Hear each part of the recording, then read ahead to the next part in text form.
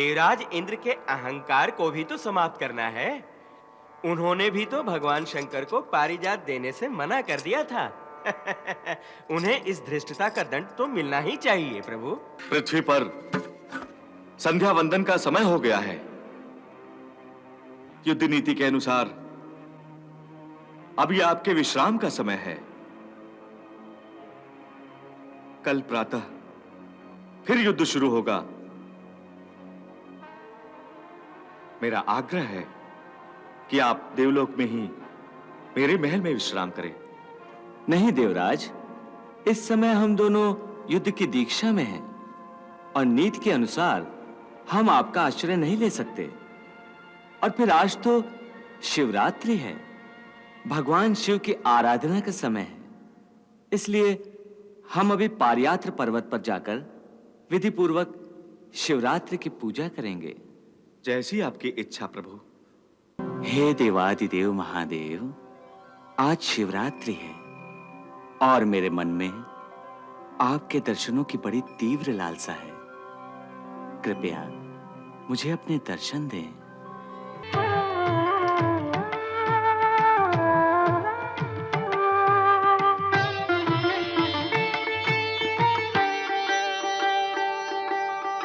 आपने मेरे प्रिय स्तोत्र से मेरा आह्वान किया है। जिस पर्वत पर स्वयं भगवान वासुदेव ने मेरी आराधना की है, उस पर्वत पर मेरा रूप विल्वेश्वर के नाम से जाना जाएगा। नारायण नारायण। प्रभु, आपकी लीला बड़ी निराली है। देवी सत्यभामा को चिर यौवना का वरदान दिलाकर आपने उनके अहंकार को परिसीमा तक पहुंचा दिया और अब आप उन्हीं के लिए पारिजात लाने की योजना बना रहे हैं। वैसे ठीक ही है, देवराज इंद्र के अहंकार को भी तो समाप्त करना है। उन्होंने भी तो भगवान शंकर को पारिजात देने से मना कर दिया था। उन्हें इस धृष्टता का दंड तो मिलना ही चाहिए प्रभु। वाह प्रभु वाह, कैसी लीला रचाई है। एक तीर और लक्ष्य भेद दो। नारायण नारायण। नारायण नारायण। नारायण नारायण।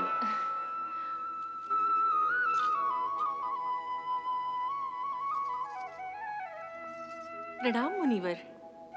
सौभाग्यवती भव। आप दोनों ने मुझे क्यों स्मरण किया है? देवर्षि, देवी सत्यभामा पारिजात वृक्ष की छाया में पुण्यक व्रत का अनुष्ठान करना चाहती हैं। इसलिए आपको देवलोक जाकर मेरी ओर से यह विनती देवराज इंद्र से करनी होगी कि वो पारिजात के वृक्ष को सत्यभामा के उद्यान में लगवा दें। प्रभु, परंतु मुझे संदेह है। देवराज आपकी इस विनती को स्वीकार नहीं करेंगे। क्यों नहीं? वे लोकपाल हैं और मैं लोक कल्याण के लिए तो उनसे एक वृक्ष की कामना कर रहा हूं। वो तो ठीक है प्रभु, परंतु देवराज तो भगवान शंकर को भी उस वृक्ष को देने से एक बार मना कर चुके हैं। उन्होंने भी तो माता पार्वती के पुण्यक व्रत के लिए पारिजात मांगा था। हाँ? भगवान, क्या देवलोक की निधियों को पृथ्वी लोक पर लाना उचित होगा? क्या आप क्षीर सागर को पृथ्वी लोक पर लाने की सोच सकते हैं? क्या ये विधि के विधान के विरुद्ध न होगा भगवान? देवर्षि, आपका कथन भी उचित है, परंतु मैंने तो देवी सत्यभामा को पारिजात का वृक्ष पृथ्वी पर लाने का वचन दे दिया है। अब यह भी तो संभव नहीं कि मेरा दिया हुआ वचन झूठा हो जाए। यदि ऐसा हुआ तो संसार से सत्य का नाश हो जाएगा। इसलिए आप इंद्र को मेरा संदेश जाकर दें। जो आज्ञा प्रभु। नारायण नारायण। स्वागत है देवर्षि, स्वागत है। पधारें पधारें। कहिए, त्रिलोक में सब कुशल तो है ना? कुशल तो है, परंतु आज मैं आपके पास एक अत्यावश्यक संदेश लेकर आया हूं। कहिए तो कहूं? अवश्य मुनिवर, अवश्य। द्वारकाधीश श्री कृष्ण ने आपसे निवेदन किया है कि वे अपने सहधर्मिणी देवी सत्यभामा के पुण्यक व्रत के सुफल के लिए आपसे पारिजात वृक्ष की कामना करते हैं। बस यही संदेश लेकर मैं आपके पास आया हूं देवेंद्र जी। मृत्युलोक में पारिजात की कामना? हाँ, श्री कृष्ण का तो यही कहना है। तो क्या वे ये नहीं जानते कि इस समय मनुष्य योनि में है और पृथ्वी पर वास कर रहे हैं? देवलोक को अमरता देने वाले पारिजात को मैं पृथ्वी पर कैसे भेज सकता हूं? किंतु देवेंद्र, श्री कृष्ण तो देवी सत्यभामा को इसका वचन दे चुके हैं। वचन दिया होगा, परंतु ये सब तो विधि के विधान के विपरीत हैं। स्वयं ब्रह्मा जी ने पारिजात को स्वर्ग लोक में रखने की व्यवस्था दी है।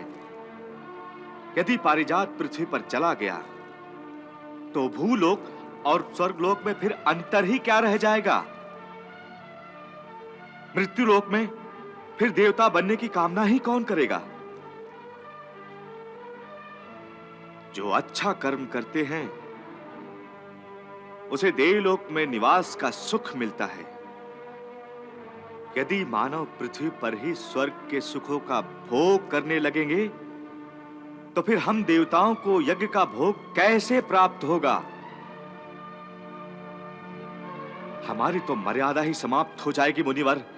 देवेंद्र, जिसे तुम मृत्युलोक का वासी समझकर पारिजात देने से इनकार कर रहे हो, वो साक्षात विष्णु है। संसार के समस्त यज्ञ विष्णु का ही स्वरूप है। उन्होंने ही 12 अवतार लेकर पृथ्वीलोक की रक्षा की है। वामन अवतार लेकर तीनों लोकों पर अधिकार किया है। समुद्र मंथन के समय जो भी रत्न मिले थे वो स्वयं विष्णु ने ही तो देवलोक को दान दिए थे। और इस समय वो पृथ्वीलोक पर धर्म की स्थापना के लिए ही तो हैं। क्या अभी आप उन्हें पारिजात नहीं देंगे? नारायण नारायण। नहीं मुनिवर, नहीं। यदि द्वारकाधीश चाहे तो स्वर्गलोक के सारे आभूषण, वस्त्र, रत्न अपने उपभोग के लिए मांग सकते हैं, परंतु पारिजात नहीं। पारिजात तो स्वर्ग की शोभा है, पारिजात तो स्वर्गलोक की आत्मा है। इसलिए मैं पारिजात को देने से स्पष्ट इनकार करता हूं। यही संदेश द्वारकाधीश को आप मेरी ओर से दे दें।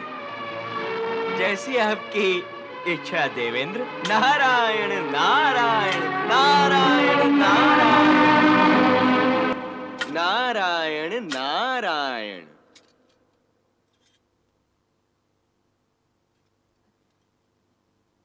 कहिए मुनिराज, क्या कहा देवराज इंद्र ने? पारिजात पृथ्वी पर आ रहा है ना? नहीं प्रभु, देवराज इंद्र ने तो पारिजात पृथ्वी पर भेजने से स्पष्ट इनकार कर दिया। क्या? स्पष्ट इनकार कर दिया? हाँ, देवराज स्वर्गलोक के वस्त्र, रत्न, आभूषण सभी कुछ आपको देने के लिए तैयार हैं, किंतु पारिजात का वृक्ष नहीं। अच्छा, तो क्या देवेंद्र ये भूल गए कि स्वर्ग लोक के सम्मान की रक्षा के लिए मैंने अपना धर्म समझकर नरकासुर से देवलोक की रक्षा की थी? और क्या ये भी भूल गए कि देव माता अदिति के कुंडल मैंने ही लौटाए थे? और अब वो पारिजात देने से इनकार कर रहे हैं। अब तो मैं पारिजात उनसे लेकर ही रहूंगा, चाहे मुझे इसके लिए देवराज इंद्र से युद्ध क्यों न करना पड़े। युद्ध? तो क्या द्वारकाधीश हमें युद्ध करने का आमंत्रण दे रहे हैं? यदि ऐसा है तो हम पारिजात की रक्षा के लिए युद्ध के लिए भी तैयार हैं। ठीक है देवर्षि, यदि देवेंद्र युद्ध के लिए तैयार हैं तो युद्ध अवश्य होगा।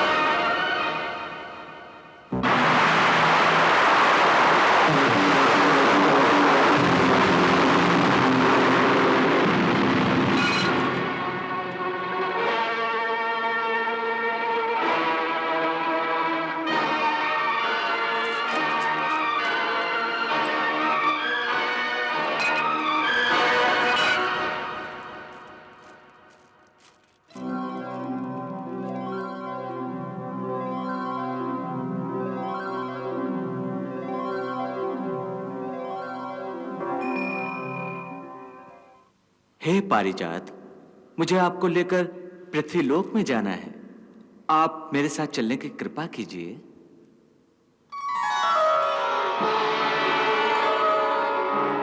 ठहरिए द्वारिकाधीश।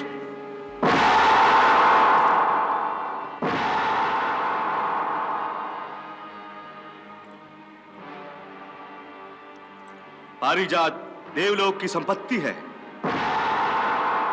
और मैं इस संपत्ति का रक्षक हूं। मेरी आज्ञा के बिना आप इसे लेकर नहीं जा सकते। आपकी आज्ञा के लिए ही तो मैंने देवऋषि नारद जी को आपके पास भेजा था। परंतु मैंने सहमति तो नहीं दी थी द्वारिकाधीश। इसीलिए तो मैं स्वयं पारिजात को लेने के लिए आया हूं। तो क्या मानवों को यह अधिकार मिल गया है कि वह अपनी इच्छा की पूर्ति के लिए देवताओं की मर्यादाओं का अतिक्रमण करे? देवताओं की अनुमति के बिना नंदनवन में प्रवेश करें? अपनी प्रतिज्ञा की पूर्ति के लिए किया गया आचरण किसी भी मर्यादा का अतिक्रमण नहीं कहा जाता देवेंद्र, बल्कि अपने लक्ष्य की प्राप्ति ही यश का कारण बनती है, और मैं यही कर रहा हूं। यदि मैं इसे हठ धर्मिता कहूं तो क्या आपने मेरी पहली विनय पूर्वक प्रार्थना का तिरस्कार कर अपनी हठ धर्मिता का परिचय नहीं दिया था देवराज? परंतु वो मेरा कर्तव्य था। मुझे इंद्र का पद इसीलिए प्राप्त है कि मैं देवलोक की संपत्ति की रक्षा कर सकूं। बस इसीलिए मैंने देवताओं की मर्यादा की रक्षा के लिए पारिजात को पृथ्वी पर भेजने से इनकार कर दिया था।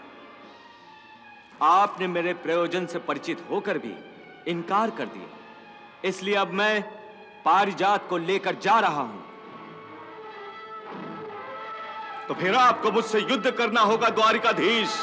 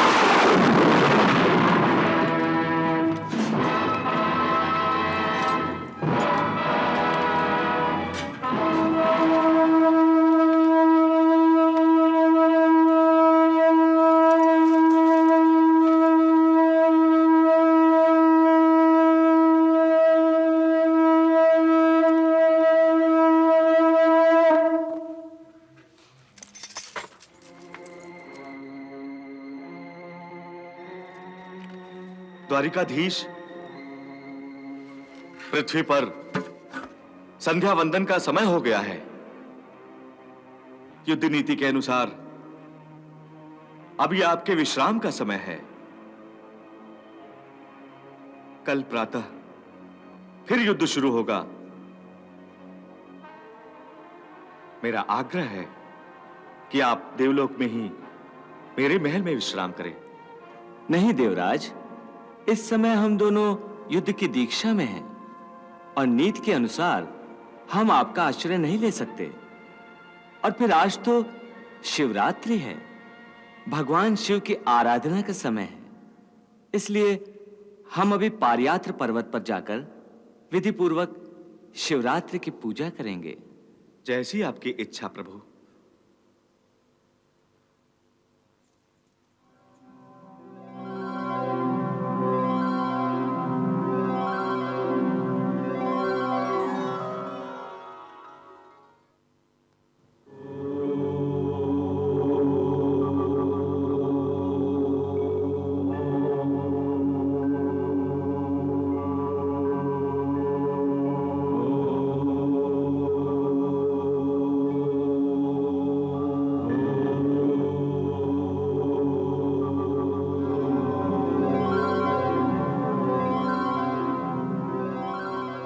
हे देवादिदेव महादेव, आज शिवरात्रि है और मेरे मन में आपके दर्शनों की बड़ी तीव्र लालसा है।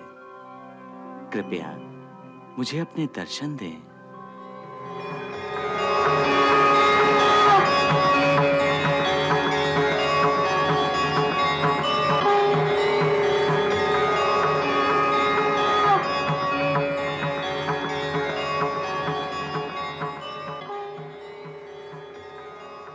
हे पतित पावनी गंगा, आज महाशिवरात्रि है और मैं द्वारिका से दूर युद्ध की दीक्षा में हूं। आज शंकर महादेव की आराधना की रात्रि है और मुझे उनकी पूजा करनी है। हे त्रिशूल पाणी की जटाओं में विहार करने वाली गंगा, मैं आपका आवाहन करता हूं।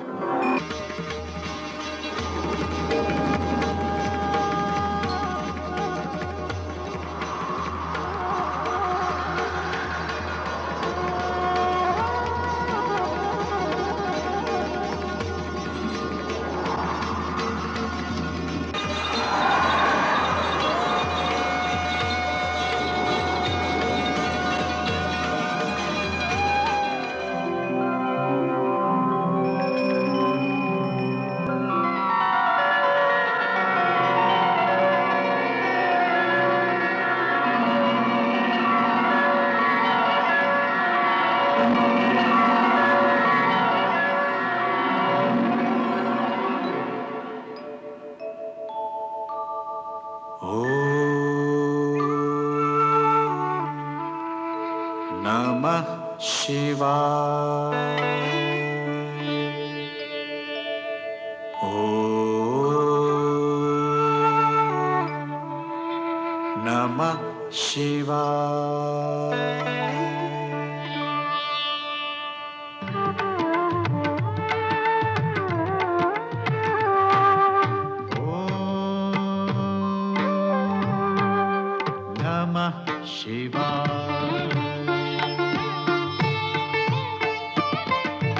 ॐ नमः शिवाय।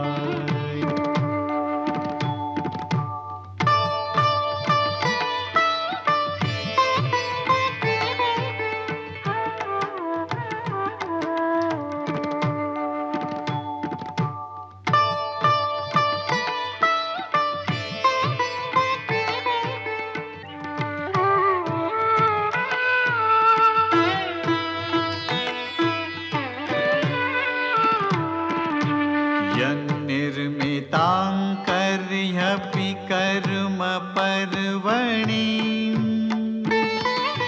मायां जनोऽयं गुणसर्गमोहितः न वेदनिस्तारणयोगं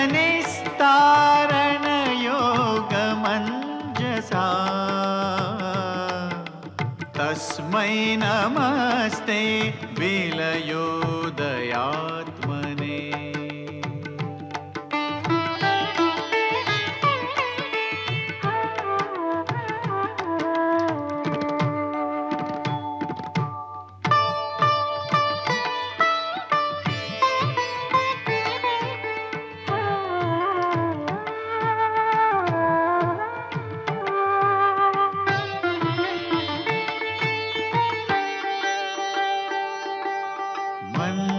मन्दारमाला कलितालकायै कपालमालाङ्कितकन्धराय दिव्याम्बरायै च दिगम्बराय नमः शिवायै च नमः शिवाय नमः शिवायै च नमः शिवाय।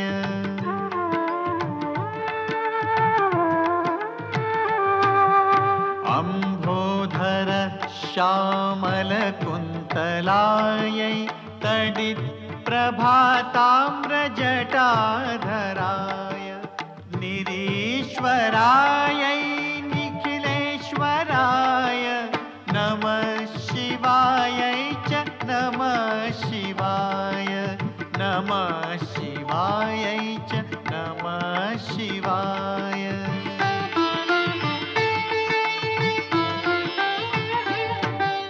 प्रपञ्चसृष्ट्युन्मुखलास्यकायै समस्तसंहारकताण्डवाय जगज्जनन्यै जगदेकपित्रे नमः शिवायै च नमः शिवाय नमः शिवायै च नमः शिवाय।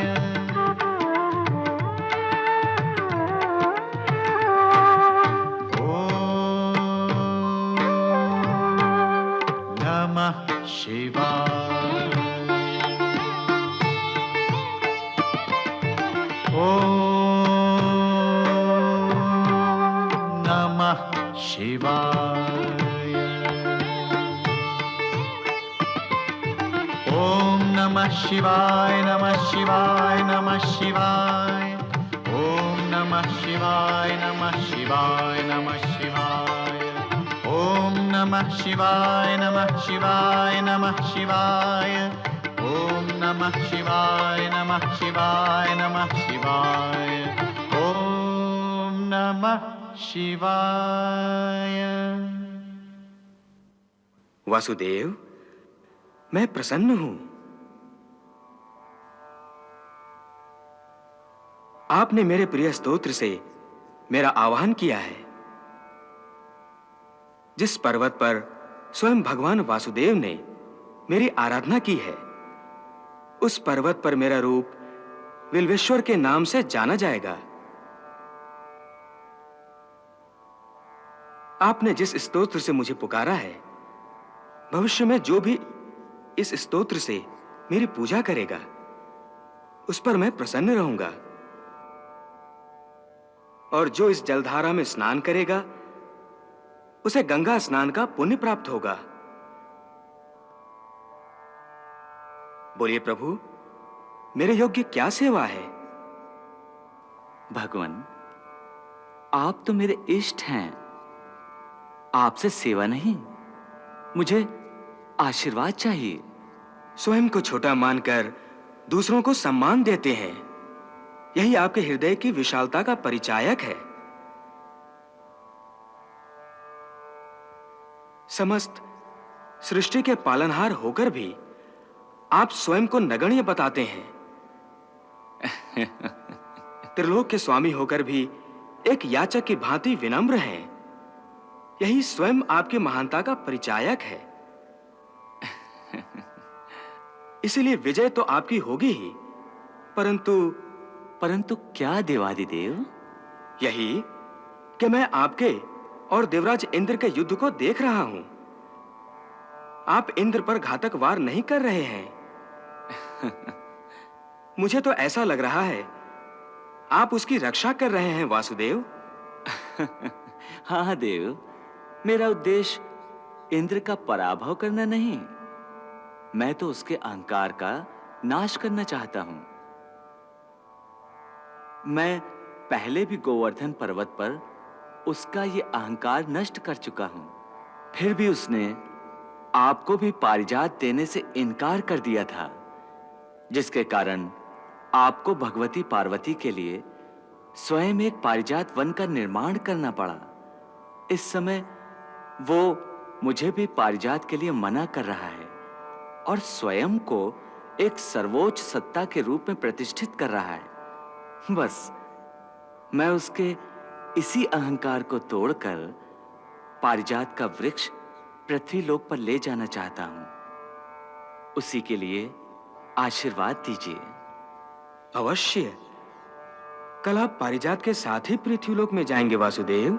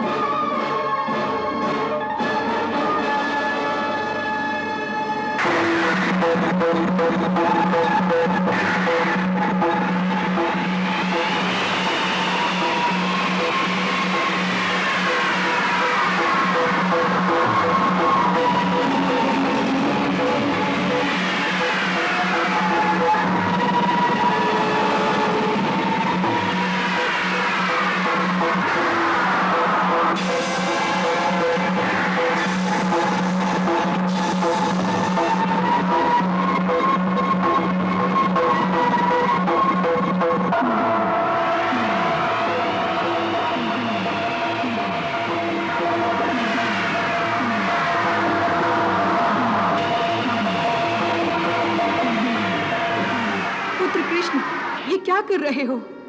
रुक जाओ सुदर्शन।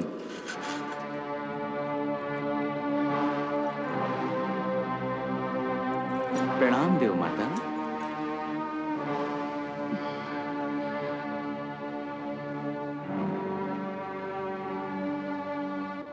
अपने ही भाई को समाप्त कर डालोगे?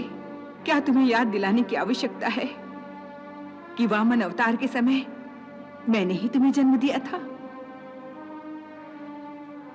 अरे इंद्र के पराभव से तो इंद्र के पद का सम्मान ही नष्ट हो जाएगा।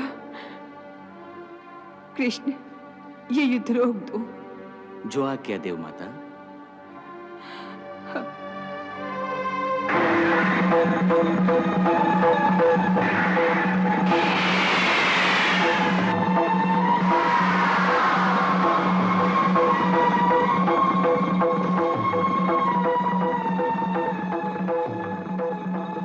मैं तुम्हें पारिजात का वृक्ष प्रदान करती हूँ, परंतु इसका विधान ये होगा कि जैसे ही सत्यभामा का पुण्य व्रत पूरा होगा, ये वापस देवलोक में आ जाएगा।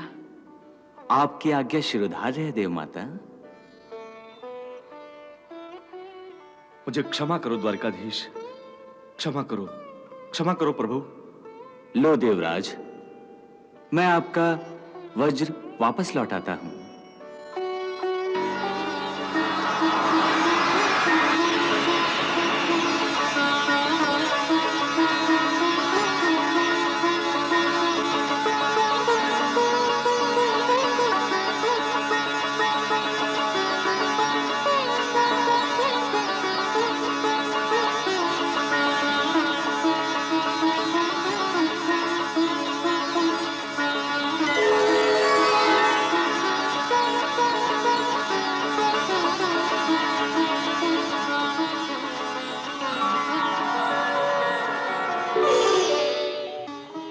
तुभ्यं नमामि नारायणाय, तुभ्यं नमामि जगदीश्वराय, हे लक्ष्मीकान्तं तुभ्यं नमामि, हे शान्ताकारं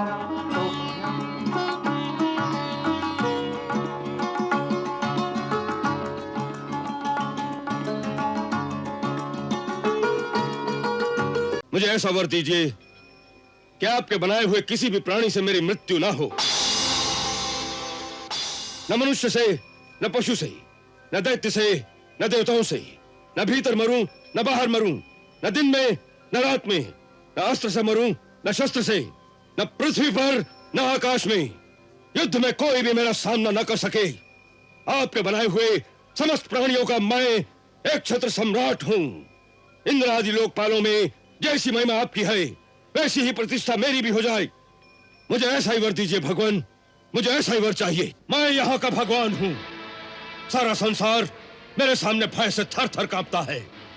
मेरे चलने से पृथ्वी डोलने लगती है। मेरी भ्रुकुटी तन जाए तो तीनों लोग कांप उठते हैं। नाग, यक्ष, गंधर्व, देवता सभी मेरे नाम की माला जपते हैं।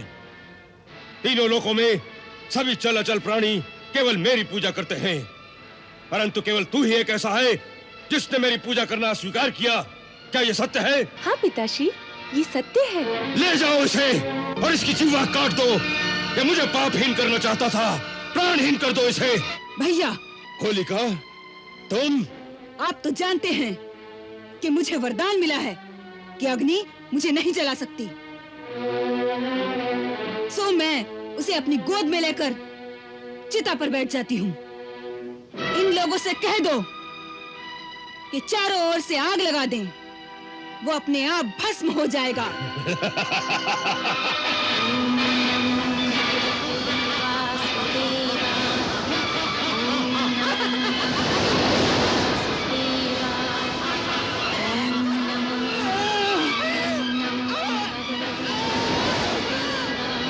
आज हम अपने छोटे भाई महाबली हिरण्याक्ष की मृत्यु का शोक मनाने यहां एकत्रित हुए हैं। इंद्र जैसे हमारे क्षुद्र शत्रुओं ने दैत्य शिरोमणि हिरण्याक्ष को विष्णु के हाथों मरवा डाला है, जिसका बदला हमें न केवल विष्णु से बल्कि समस्त देवताओं से लेना होगा। ये विष्णु पहले तो बड़ा शुद्ध और निष्पक्ष था, परंतु देवताओं के बहकाने से यह भी मायावी हो गया है और अपनी माया से वराह आदि रूप धारण करने लगा है। आज मैं सबके सामने यह प्रतिज्ञा करता हूं कि मैं अपने त्रिशूल से उसका वध करके अपने भाई की मृत आत्मा को तृप्त करूंगा। जिस प्रकार जड़ के कट जाने से पेड़ों के पत्ते सूख कर गिर जाते हैं, ठीक उसी प्रकार विष्णु के न रहने से समस्त देवताओं की शक्ति क्षीण हो जाएगी। पृथ्वी पर जो मानव लोग तपस्या, यज्ञ, व्रत और दान आदि कर रहे हैं, जिससे देवताओं को बल मिलता है, इसीलिए वीर शिरोमणि हिरण्याक्ष ने समस्त धरती को जल के अंदर छुपा दिया था, किंतु वराह रूप धरकर विष्णु से फिर बाहर ले आया है। इसीलिए तुम सब लोग इसी समय पृथ्वी पर जाओ और वहां जो लोग तपस्या, यज्ञ, व्रत और दान आदि कर रहे हैं, उन सब का नाश कर दो। जहां जहां गाय, वर्ण, वेद, आश्रम और धर्म कर्म हो रहे हों, उन देशों को जलाकर राख कर दो, जिससे देवता बलहीन हो जाएंगे। हम इसी समय असुरों के कुलगुरु शुक्राचार्य के पास जाकर उनसे समस्त देवताओं पर विजय प्राप्त करने का साधन पूछते हैं। जाओ और जाकर मृत्यु लोक में आतंक मचा दो। गुरुदेव, आपको यह जानकर प्रसन्नता होगी कि मैंने अपने भाई के वध का प्रतिकार करने के लिए अपने समस्त योद्धाओं को धरती पर हाहाकार मचा देने का आदेश दिया है। अब मैं समस्त देवताओं को निस्तेज करके इंद्र के साम्राज्य पर भी अपना अधिकार पाना चाहता हूं। बताइए गुरुदेव, इस कार्य की सिद्धि के लिए शक्ति संचित करने का साधन क्या है? संसार में शक्ति प्राप्त करने का केवल एक ही साधन है, तप, तपस्या। केवल तपस्या ही समस्त शक्तियों का उद्गम स्थान है। इंद्र से लेकर स्वयं ब्रह्मा तक समस्त देव तपस्या के द्वारा ही शक्ति प्राप्त करते हैं। तो मैं भी तपस्या करूंगा और ऐसी घोर तपस्या करूंगा जो आज तक किसी ने न की हो। यदि मेरे द्वारा बताई गई विधि को तुम पूरी तरह निभा सके तो तीनों लोकों में तुमसे अधिक शक्तिशाली और कोई नहीं होगा। गुरुदेव, मैं मन, वचन और कर्म से आपकी हर आज्ञा का पालन करूंगा।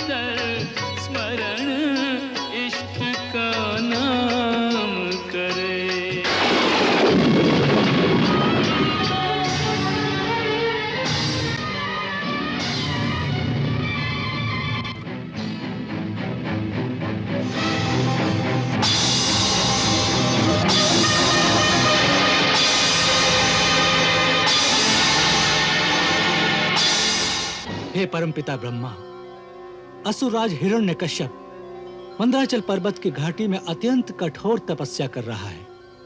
डांसों तथा कीटों ने उसका सारा मांस खा डाला है। केवल हड्डियों में अटके प्राणों के सहारे वो घोर तपस्या कर रहा है।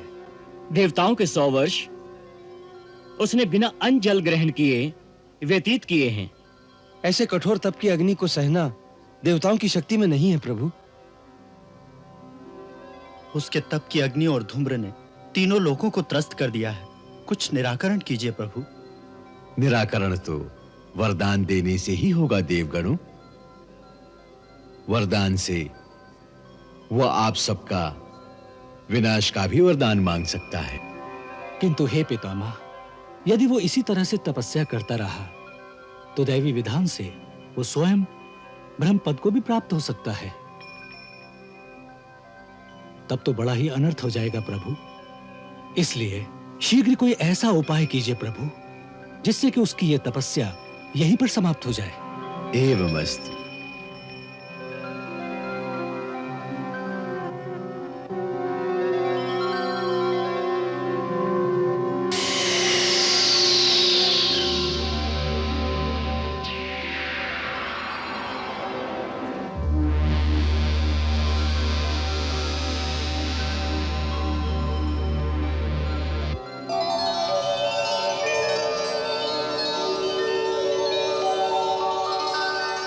हे दैत्य शिरोमणि, मृत्यु लोक के प्राणियों के लिए हम अमर लोक के प्राणियों का दर्शन कभी निष्फल नहीं हो सकता। इसलिए जो इच्छा हो बेखटके मांग लो, हम अवश्य प्रदान करेंगे। यदि आप मुझ पर सचमुच प्रसन्न हैं, तो मुझे ऐसा वर दीजिए कि आपके बनाए हुए किसी भी प्राणी से मेरी मृत्यु ना हो। न मनुष्य से, न पशु से, न दैत्य से, न देवताओं से, न भीतर मरूं, न बाहर मरूं, न दिन में, न रात में, न अस्त्र से मरूं, न शस्त्र से, न पृथ्वी पर, न आकाश में। युद्ध में कोई भी मेरा सामना न कर सके। आपके बनाए हुए समस्त प्राणियों का मैं एक छत्र सम्राट हूं। इंद्र आदि लोकपालों में जैसी महिमा आपकी है, वैसी ही प्रतिष्ठा मेरी भी हो जाए। मुझे ऐसा ही वर दीजिए भगवान, मुझे ऐसा ही वर चाहिए। बेटा, तुम जो वर मुझसे मांग रहे हो वो जीवों के लिए बहुत ही दुर्लभ है। परंतु मेरे गुरु शुक्राचार्य ने कहा था कि ऐसी कठिन तपस्या के बाद कोई भी वर दुर्लभ नहीं होता। क्या वो झूठा आश्वासन था? क्या मुझे और तपस्या करनी होगी? और तपस्या की आवश्यकता नहीं है। गुरु शुक्राचार्य ने सत्य ही कहा था। ऐसी कठिन तपस्या न तो पहले किसी ने की थी, न आगे ही कोई करेगा। हे दैत्यराज, जो वर तुम मुझसे मांग रहे हो वो दुर्लभ होने पर भी मैं पूर्ण रूप में आपको प्रदान करता हूं।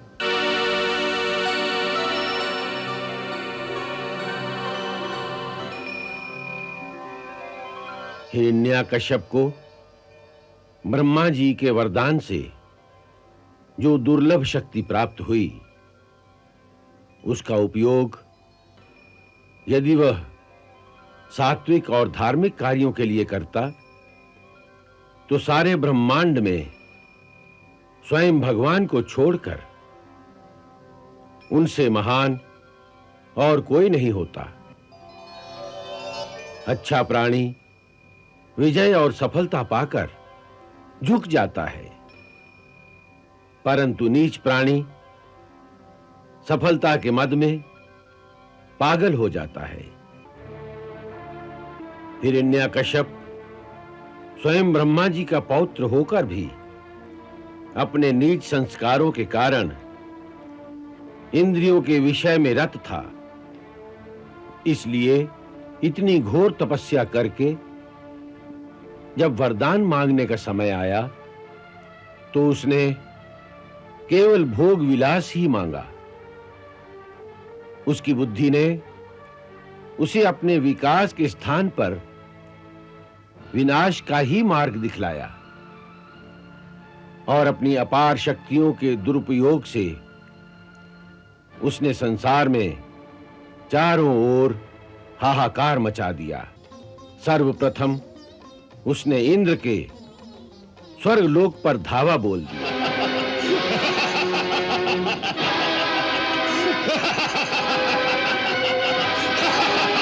इंद्र भाग गया। देवता परास्त हो गए।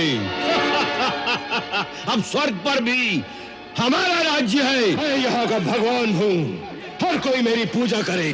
जो मेरी पूजा नहीं करेगा वो संसार में जीवित नहीं रह सकता।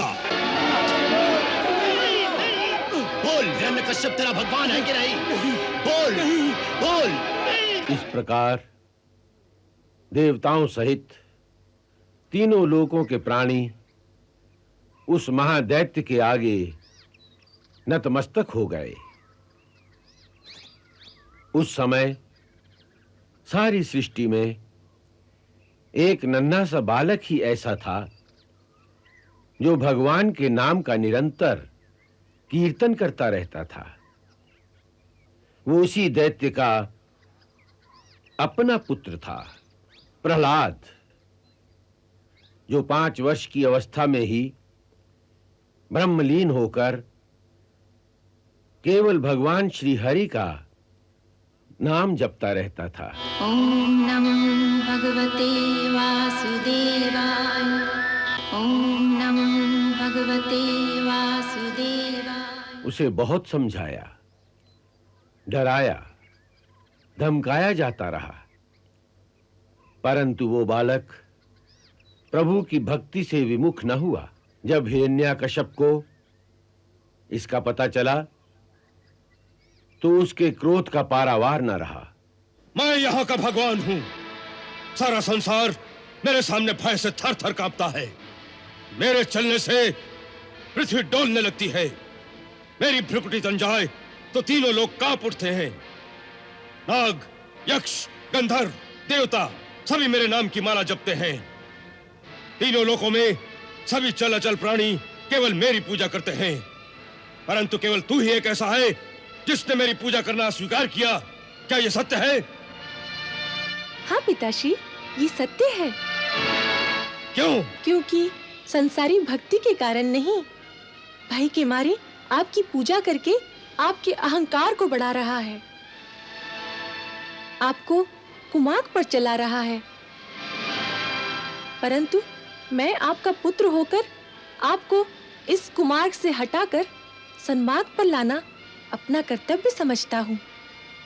इसलिए मैं आपकी पूजा नहीं करता। तो किसकी पूजा करता है तू? पिताश्री, तीनों लोकों में पूजा के योग्य तो एक ही है, अच्युत, अविनाशी, परमेश्वर श्री विष्णु भगवान। मैं उन्हीं की पूजा करता हूँ। मूर्ख पुत्र, तू उस विष्णु की बात कर रहा है जो मेरे भय से ब्रह्मांड का त्याग करके भाग गया, जो मेरी क्रोधाग्नि पल भर के लिए भी सहन नहीं कर सकता। सुन प्रहलाद, विष्णु मेरा प्रबल शत्रु है। वो मेरे भाई का हत्यारा है और तेरा भी यही कर्तव्य है कि असुर कुल के प्रबल शत्रु विष्णु से तू भी द्वेष रखे। नहीं पिताश्री, भगवान विष्णु तो किसी के शत्रु नहीं, वो तो सबके पालन करता है। तू झूठ बोलता है। वो अवश्य मेरा शत्रु है, वो मेरा नाश करना चाहता है। ये आपका भ्रम है। जिस प्रकार उनके लिए विश्व के सभी प्राणी उनके बालक हैं, उसी प्रकार आप भी उनके बालक हैं। वो आपका नाश कभी नहीं करना चाहते, केवल आपके कुकर्मों का, आपके अधर्म का नाश करेंगे। मुझे कुकर्मी कहता है, मुझे धर्मी कहता है। मूढ़, विष्णु मेरा नाश करे या न करे, परंतु मैं तेरा नाश अवश्य कर दूंगा। ये भी आपकी भूल है पिताश्री। भगवान की इच्छा के बिना कोई किसी का नाश नहीं कर सकता। जब तक उनकी इच्छा नहीं होगी, तब तक संसार की कोई भी शक्ति आ जाए, मेरा नाश नहीं होगा। हाँ, यदि प्रभु जी की इच्छा होगी तो आपके कुछ किए बिना ही मेरा नाश हो जाएगा। अवश्य हो जाएगा, क्योंकि ये मेरी इच्छा है और मैं ही यहाँ का भगवान हूँ। बस यही अहंकार आपको सत्य नहीं देखने देता। जिस दिन आप अपने अहंकार और अभिमान का त्याग करके सच्चे हृदय से उनकी शरण में जाएंगे, तभी आपको पता चलेगा कि वही सर्वशक्तिमान है। उनकी इच्छा बिना एक पत्ता भी नहीं हिल सकता। मेरी प्रार्थना मानिए, अब भी समय है। भगवान विष्णु की शरण में जाकर उनके चरणों में शीश नवा दीजिए। वे परम दयालु हैं। वो तुरंत ही आपके सारे अपराध क्षमा कर देंगे, आपको पापहीन कर देंगे।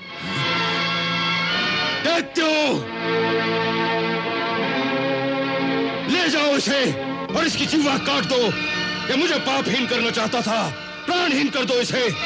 शरीर के जिस अंग से सारे शरीर को हानि होती हो, उस सड़े हुए अंग को काट कर फेंक देना चाहिए। जाओ, ले जाओ, और जो सबसे पहले इसकी मृत्यु का समाचार हमें सुनाएगा, उसे बहुत बड़ा पारितोषिक दिया जाएगा। जाओ, ले जाओ इस कुल कलंक को।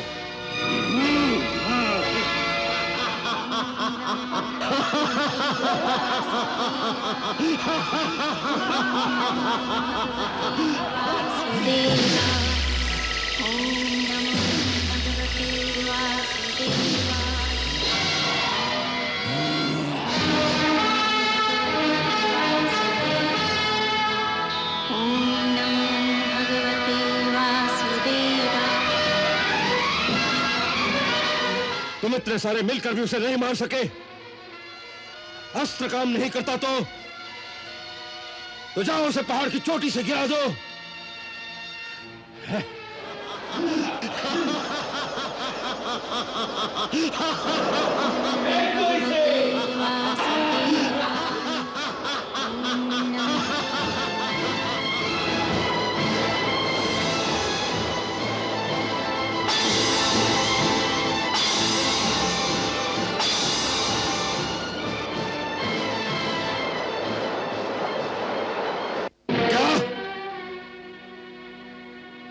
पहाड़ की चोटी से गिराने पर भी नहीं मरा तो ये अवश्य कोई मायावी बालक है। भैया, आपसे नहीं मरता तो मेरे हवाले कर दीजिए। होलिका, तुम और तुम भी क्या करोगी? आप तो जानते हैं कि मुझे वरदान मिला है कि अग्नि मुझे नहीं जला सकती। सो मैं उसे अपनी गोद में लेकर चिता पर बैठ जाती हूँ। इन लोगों से कह दो कि चारों ओर से आग लगा दें, वो अपने आप भस्म हो जाएगा। ओम नमो भगवते वासुदेवाय। ओम नमो भगवते वासुदेवाय। ओम नमो भगवते वासुदेवाय। ओम नमो भगवते क्या ब्रह्मा का वरदान झूठा था? क्या ब्रह्मा का वरदान झूठा था? हमारा वरदान गलत नहीं था, तुमने उसका गलत प्रयोग किया है। हमने तुम्हें यह शक्ति अपनी सुरक्षा के लिए दी थी। यदि उसका प्रयोग दूसरों का नाश करने के लिए किया जाएगा तो वो स्वयं तुम्हारा ही विनाश कर देगी।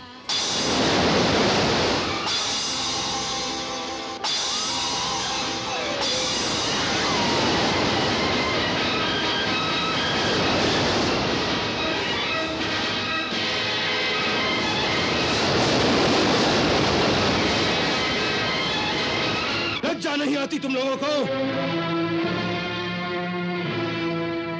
बार बार ये कहते हुए कि तुम लोग इस अंगूठे पर ऊंचे बालक को मार नहीं सके। क्षमा करें राजन, हमने अनेक उपाय किए कि प्रहलाद का वध कर दें, किंतु न जाने कौन सी अज्ञात शक्ति इसकी रक्षा करती है। हमने इसे आग में जलाया, पहाड़ से गिराया, किंतु हे राजन, हम इसका कुछ न बिगाड़ सके। हम बहुत लज्जित हैं।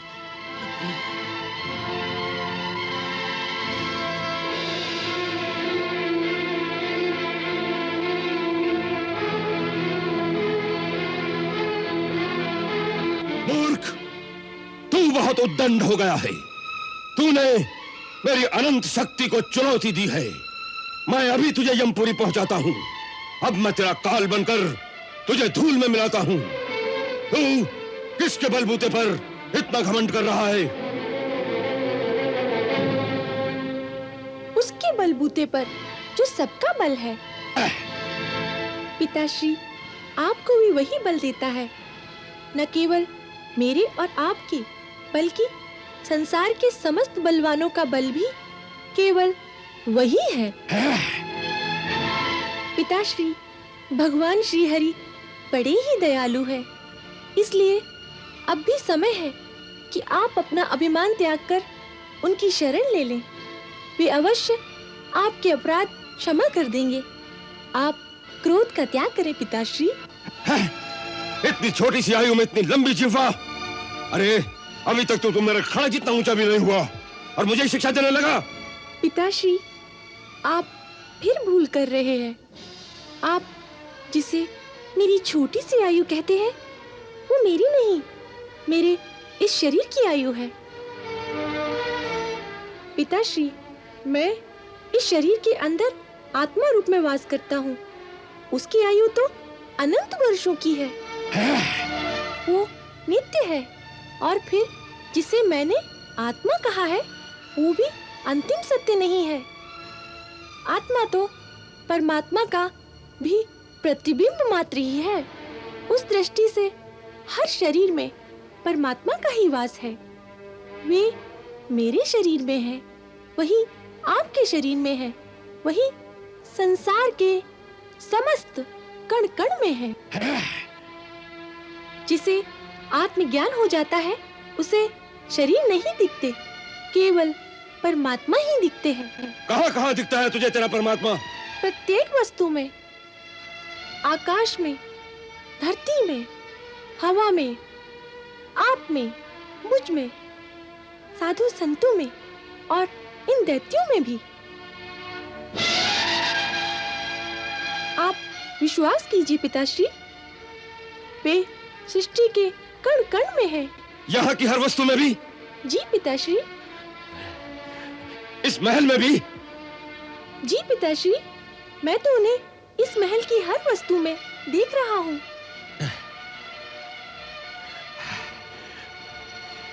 इस खंबे में भी दिखता है तुझे तेरा परमात्मा? जी पिताश्री, वे इस खंबे में भी है। यदि वो इस खंबे में भी है तो मैं अभी इस खंबे को ही चकनाचूर कर देता हूँ।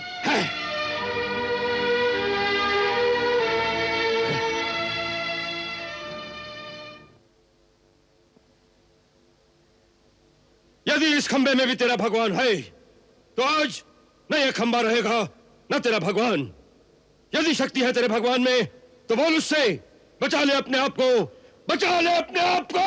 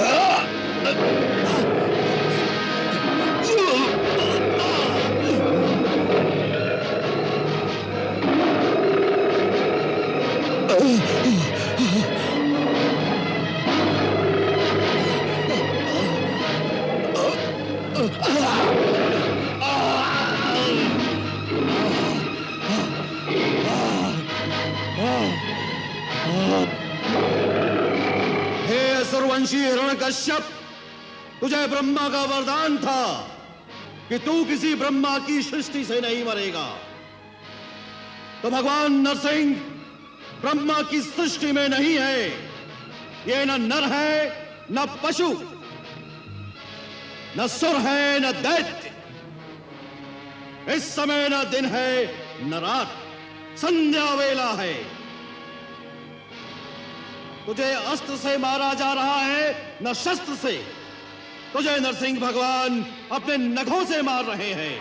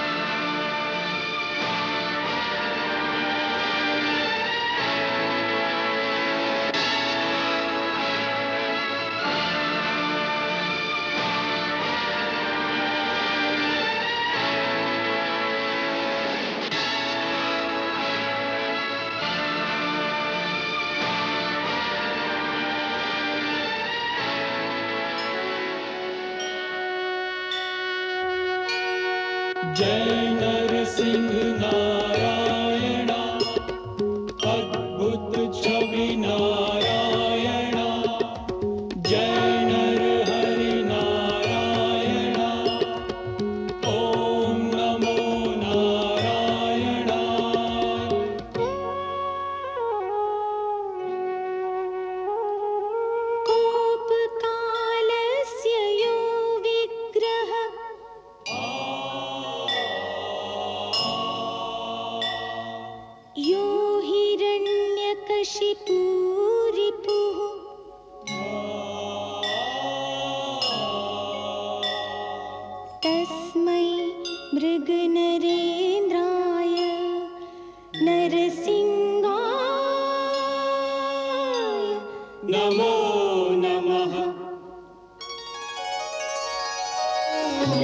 नरसिंह रूप हरे, प्रभु नरसिंह रूप हरे।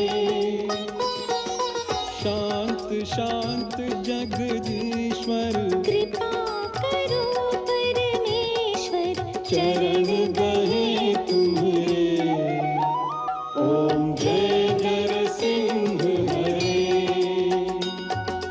हे शरणागत वत्सल, भक्तन हितकारी, तुम्हारा जस गावेंगे, युग युग नर नारी।